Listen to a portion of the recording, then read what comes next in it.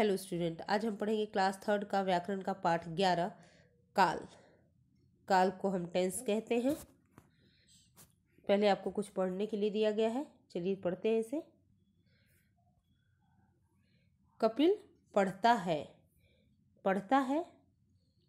कपिल पढ़ चुका है, पढ़ चुका। शायद कपिल पढ़ेगा, पढ़ेगा। तो उपरोक्त वाक्यों में पढ़ता, पढ़, पढ़ेगा, ये तीन शब्द कार्य के होने का समय बता रहे हैं।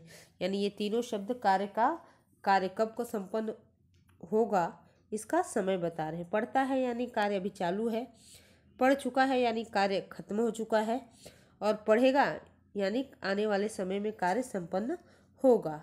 इस समय को हम समय बता रहा है, तो इस समय को ही हम काल कहते हैं। तो इसी आधार पर परिभाषा भी देख सकते हैं कि शब्द के जिस रूप से कार्य के करने या होने का समय पता चले उसे हम काल कहते हैं। शब्द के जिस रूप से हमें किसी भी कार्य के अर्थात क्रिया का करने या होने का समय पता चले कि क्रिया अभी चल रही है या क्रिया खत्म हो चुकी है या क्रिया आने वाले समय में संपन्न होगी, उस समय को ही हम काल कहते हैं। उसके बाद और कुछ उदाहरण दिए हुए हैं, जैसे आज वर्षा हो रही है। हो रही है यानी चल रहा है समय, हो रही है ये शब्द हमें बता रहा है कि अभी जो कार्य है, जो क्रिया है, वो अभी बारिश होने का कार्य अभी हो रहा है।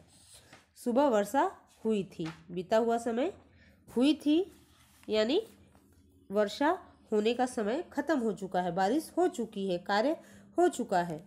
शायद कल भी वर्षा होगी, होगी यानी बारिश होने का यहाँ समय बता रहा है कि आने वाले समय में ये कार्य, बारिश होने का कार्य होगा। तो इसी यहाँ देखिए नीचे, उपरोक्त वाक्यों में हो रही है, हुई थी और होगी शब्द वर्षा के होने के अलग अलग समय का बोध करा रहे हैं। हो रही है, हुई थी या होगी ये शब्द बारिश होने के अलग अलग समय का बोध करा रहे हैं। यानी बारिश की क्रिया कब संपन्न हुई है इस समय उसके समय को बता रहे हैं। जैसे चल रहा है यानी वर्तमान काल, अभी क्रिया चल रही, जहाँ क्रिया अभी चल रही होती है वहाँ वर्तमान काल होता है। जहाँ क्रिया बीते हुए समय में समाप्त हो चुकी है यानी पहले ही क्रिया संपन्न हो चुकी है वहाँ भूतकाल होता है। जहाँ क्रिया आने वाले समय में होगी, कुछ घंटे बाद या एक दिन बाद या 2 दिन बाद क्रिया संपन्न की जाएगी, तो उसे हम भविष्यतः काल कहते हैं। इसी आधार पर परिभाषा देखिए, ये है काल की परिभाषा। शब्द के जिस रूप से कार्य के करने या होने का समय पता चले उसे काल कहते हैं। यानी शब्द के जिस रूप से कार्य के करने या होने का समय पता चले, टाइम पता चले कि कार्य चल रहा है या कार्य बीते हुए समय में समाप्त हो गया है या कार्य आने वाले समय में पूर्ण होगा, तो उस समय को ही हम काल कहते हैं।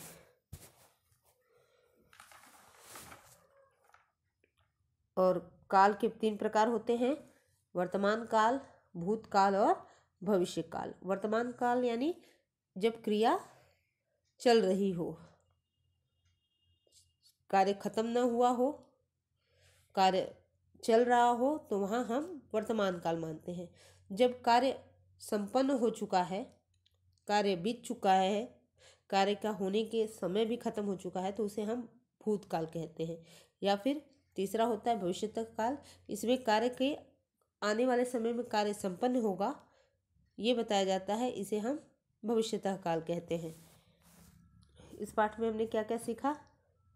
क्रिया के करने या होने के समय को काल कहते हैं। क्रिया जिस समय में संपन्न होती है उसे हम काल कहते हैं। काल से किसी भी क्रिया के होने या करने के अलग अलग समय का बोध होता है। काल से ही हमें किसी भी क्रिया के संपन्न होने का समय का अलग अलग समय का बोध होता है। यानी इससे क्रिया संपन्न हो चुकी है या क्रिया चल रही है या क्रिया आने वाले समय में होगी। काल के 3 प्रकार होते हैं, वर्तमान काल, भूतकाल और भविष्यतः काल। उसके बाद देखिए काल की परिभाषा यहाँ दी हुई है, यहाँ लिखना है अभ्यास कारक के अंतर्गत। पहला प्रश्न है, काल की परिभाषा दीजिए। क्रिया के करने या होने के समय को काल कहते हैं। ये मैंने बहुत आसान परिभाषा लिखा है कि क्रिया के करने या होने के समय को काल कहते हैं। दूसरा देखिए, दिए गए वाक्यों में क्रिया का समय बताइए, यानी क्रिया कौन से समय समाप्त हो रही है, वर्तमान समय में हो रहा है, या क्रिया भूतकाल में है, या क्रिया भविष्यतः काल में है। वर्तमान काल यानी क्रिया अभी चल रही है, भूतकाल यानी क्रिया बीते हुए समय में समाप्त हो चुकी है, भविष्यतः काल यानी क्रिया आने वाले समय में होगी। इसका अगर वर्तमान काल में क्रिया हो रही है तो है, हूँ, इससे हम पहचानते हैं। अगर क्रिया संपन्न हो चुकी है तो था, थी, चुका है, चुकी है, ये भी आता है। या भविष्य काल में गा, गेगी, जाएगा, जाएगी, होगा, होगी, इस तरह से अक्षर लास्ट में आते हैं वाक्य के लास्ट में, तो उससे भी हम पहचान सकते हैं। देखिए, बच्चे खेल रहे हैं, है यानी क्रिया अभी चल रही है, इसलिए यहाँ वर्तमान काल लिखा है। किसान हल चला रहा था यानी क्रिया बीते हुए समय में समाप्त हो गई है, अर्थात यहाँ भूतकाल होगा।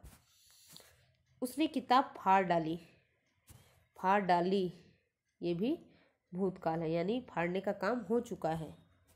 वह कल शिमला जाएगा यानी भविष्यतः काल। लड़की फूल तोड़ेगी यानी भविष्यतः काल। तो इस तरह से यहाँ बताया गया है समय। चित्र देख के वाक्य लिखिए, यहाँ चित्र देख के वाक्य लिखना है। कैसे हो रहा है चित्र देखिए।